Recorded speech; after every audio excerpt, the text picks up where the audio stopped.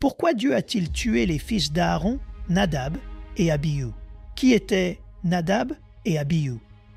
Nadab et Abihu étaient les aînés des 4 fils d'Aaron mentionnés dans les Écritures. Exode 6, 23. Ils faisaient partie de la génération des Israélites que Dieu a délivrés de la main puissante des Égyptiens, qui les tenaient en captivité pendant 400 ans. Après que Dieu a délivré les Israélites, il les a conduits au pied du mont Sinaï pour se révéler au peuple. Nadab et Abihu faisaient partie des personnes personnellement choisies par Dieu pour venir devant lui et l'adorer à distance. Exode 24, 1. Ils ont eu le privilège d'être parmi les premiers hommes depuis l'Exode à avoir une communion avec le Seigneur. Ils ont mangé devant lui et ont été autorisés à être témoins de sa gloire. Exode 24, 9, 11. C'étaient les bénédictions accordées par les offrandes de paix qui avaient été sacrifiées au Seigneur plus tôt. Exode 25, 5. Cette occasion mémorable a servi en partie de préfiguration de la relation d'alliance que le peuple maintiendrait avec le Seigneur à travers le système de sacrifice d'animaux. Nadab et Abihu ont reçu cet honneur parce que Dieu a choisi Aaron et ses fils pour servir de prêtres au nom du peuple. Exode 28, 1. Les prêtres lévitiques, en tant que serviteurs du Seigneur, facilitaient les sacrifices d'animaux et agissaient au nom du peuple afin de les maintenir dans une bonne relation avec le Seigneur selon les conditions de l'Ancienne Alliance. Qu'est-il arrivé à Nadab et Abihu? L'appel à la prêtrise n'était pas une mince affaire. Avec leur père et leurs autres frères, Nadab et Abihu ont subi une cérémonie méticuleuse de purification-consécration de 7 jours. Cela assurait qu'ils puissent être présentés comme saints devant le Seigneur et aptes au service dans le tabernacle. Lévitique 8. Le premier service dans le tabernacle a bien commencé lorsqu'Aaron, le souverain sacrificateur, a offert les premiers sacrifices. Le Seigneur les a acceptés en les consumant par le feu. Lévitique 9, 22 à 24. Cependant, après le sacrifice d'Aaron, Nadab et Abihu ont offert un feu étranger devant le Seigneur. Étrange parce qu'ils ne respectaient pas ses spécifications ou ses commandements. En conséquence, un feu est sorti de la présence du Seigneur et les a consumés tous les deux. Lévitique 10, 1 à 2. Après leur mort, Moïse a ordonné aux 2 cousins d'Aaron, Michaël et Eltsaphan, de porter les corps hors du camp d'Israël. Lévitique 10, 4 à 5. Moïse a ensuite averti Aaron et ses 2 fils restants de ne pas pleurer la mort de Nadab et Abihu, de peur qu'eux aussi n'invoquent la colère du Seigneur. Lévitique 10:6. Est-ce que Dieu a été trop dramatique? Un sens émoussé du péché et une vaste séparation temporelle et culturelle nous déconnectent des événements de ce jour-là et pourraient nous tenter de protester contre la décision de Dieu de tuer Nadab et Abihu. Il est de la plus haute importance de se rappeler que tous les hommes méritent la condamnation et la mort. Un péché contre un Dieu éternel est une offense éternelle. Les Écritures nous disent que tous sont péchés, Romains 3, 23, et que le salaire de notre péché est la mort, Romains 6, 23. Chaque jour où nous vivons, chaque souffle que nous prenons est le résultat de la miséricorde et de la grâce de Dieu. Nadab et Abihu ont été appelés au ministère unique de la prêtrise qui impliquait de travailler dans le tabernacle, une tente massive construite pour accueillir la présence même de Dieu au milieu de son peuple de l'Alliance. Exode 25, 8 à 9. Lorsqu'un prêtre servait dans le tabernacle, il servait, en un sens, en la présence du Seigneur. Différente de tout le reste, la sainteté de Dieu était représentée de manière unique dans le tabernacle. Le péché et la désobéissance n'y avaient pas leur place parce que le péché ne peut exister en la présence de Dieu. Psaume 5, 4. Tous les prêtres avaient reçu un avertissement clair du danger de venir en la présence de Dieu. Exode 19, 22. Lévitique 10, 3.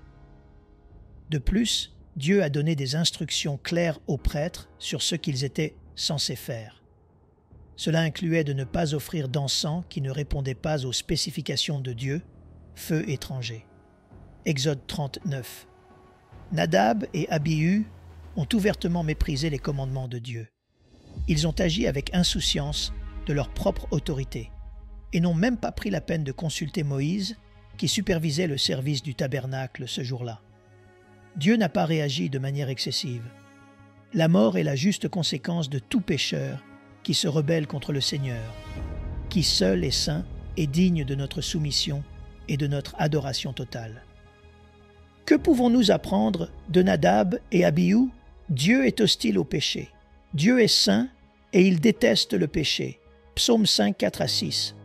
Cela met en lumière le problème le plus fondamental et le plus grave que chaque personne a. Comment des pécheurs peuvent-ils être réconciliés avec un Dieu saint? L'aspect le plus abominable du péché n'est pas son impact sur les gens, mais plutôt l'offense qu'il fait à notre Dieu saint. Nadab et Abihu servent de sombres rappels de l'hostilité de Dieu envers le pécheur. Psaume 5, 4 à 5. C'est la mission de toute une vie pour le chrétien que d'éliminer le péché de sa vie.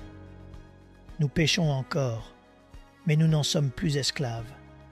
En tant que nouvelles créatures en Christ, nous ne devrions rien avoir à faire avec la vieille nature de péché qui régissait notre ancienne vie et que Dieu trouvait si offensante, Romains 6, 1 à 2, Colossiens 3, 9 à 10. Que toutes les louanges soient rendues à Jésus, qui s'est tenu à notre place et a porté le châtiment pour nos péchés.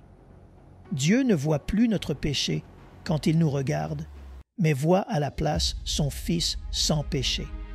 Les morts de Nadab et Abihu nous enseignent l'importance vitale de révérer et de respecter la sainteté suprême de Dieu. Nous ne pouvons pas traiter les choses de Dieu à la légère ou mépriser avec insouciance ce commandement. Dieu est totalement saint et sa sainteté exige notre pleine obéissance et notre révérence. Tout ce qui est moins qu'une conformité complète aux normes de Dieu est une offense à son caractère parfait. En tant que chrétiens, nous devons prendre au sérieux l'appel à vivre des vies qui honorent la sainteté de Dieu dans tout ce que nous faisons. Nous devons nous prosterner devant l'Éternel avec des ornements sacrés, Psaume 29, 2, et être saints dans toute notre conduite, 1 Pierre 1, 15. Traiter Dieu comme ordinaire ou banal est une grave erreur. Lui seul est le Dieu souverain et saint qui mérite notre plus grand amour, notre respect et notre obéissance. Les morts tragiques de Nadab et Abihu servent de rappel sobre de la gravité du péché et de la sainteté de Dieu. Leur histoire illustre que la perfection de Dieu ne peut coexister avec l'imperfection et la désobéissance humaine. Le péché est fondamentalement incompatible avec le caractère saint de Dieu. En tant que disciples de Christ, nous devons tenir compte de l'avertissement de Nadab et Abihu et traiter notre relation avec Dieu et ses commandements avec le plus grand respect. En même temps, nous pouvons nous réjouir que Jésus-Christ ait ouvert un chemin pour que des pécheurs impurs soient réconciliés avec un Dieu saint par la foi en son sacrifice expiatoire. En Christ, nos péchés sont pardonnés et nous sommes rendus acceptables aux yeux de Dieu. Alors que nous cherchons à vivre d'une manière qui honore Dieu, puissions-nous ne jamais oublier la grâce incroyable qui nous permet d'approcher son trône avec assurance. Prions. Père Saint, nous sommes émerveillés devant ta sainteté et ta justice parfaite. Nous te remercions pour le rappel sobre de Nadab et Abihu, qui nous montre la gravité du péché et la révérence que tu mérites. Nous confessons notre nature pécheresse devant toi et notre fréquent manquement à traiter tes commandements et ta présence avec le respect approprié. Pardonne-nous pour les fois où nous avons négligé ta parole avec insouciance ou traité les choses saintes comme ordinaires. Nous te louons pour le don incroyable de ton Fils Jésus-Christ, dont le sacrifice nous permet, à nous impurs, de nous tenir devant toi sans crainte. Aide-nous par le pouvoir de ton Saint-Esprit à vivre d'une manière digne de ce grand salut. Enseigne-nous à t'adorer dans la splendeur de ta sainteté et que nos vies apportent gloire et honneur à ton nom. Nous prions au précieux nom de Jésus. Amen. Nous aimerions vous donner l'opportunité de faire de Jésus le Seigneur de votre vie. Voulez-vous bien prier avec moi? Dites Seigneur Jésus, je me repens de mes péchés. Viens dans mon cœur. Je fais de toi mon Seigneur et Sauveur. Et merci Seigneur pour le baptême du Saint-Esprit en moi. Dans le nom de Jésus. Par cette simple prière, nous croyons que le Saint-Esprit vous conduit sur le chemin de la nouvelle naissance. Allez dans une bonne église dont le fondement est la parole de Dieu, passez par les eaux du baptême et donnez à Dieu la première place. Nous espérons de tout cœur que ce message vous encouragera. Si vous connaissez quelqu'un qui puisse être encouragé, s'il vous plaît, envoyez-le lui pour nous aider à atteindre plus de gens et à propager l'évangile. Édifions le corps de Christ ensemble. Appuyez sur la cloche des notifications et merci infiniment de nous soutenir en vous abonnant à notre chaîne. N'hésitez pas à laisser vos requêtes de prière dans la section des commentaires. Sachez que même si vous ne voyez pas de réponse à votre requête, que ce soit sur YouTube, email, Facebook ou sur Messenger, nous avons prié pour vous. Nous invitons humblement le corps de Christ à soutenir chaque requête en écrivant une prière dans la section commentaires. Tenez-vous ferme dans la foi avec nous pendant que nous prions. Que la grâce et la paix du Seigneur Jésus-Christ soient avec vous tous et qu'il vous bénisse merveilleusement.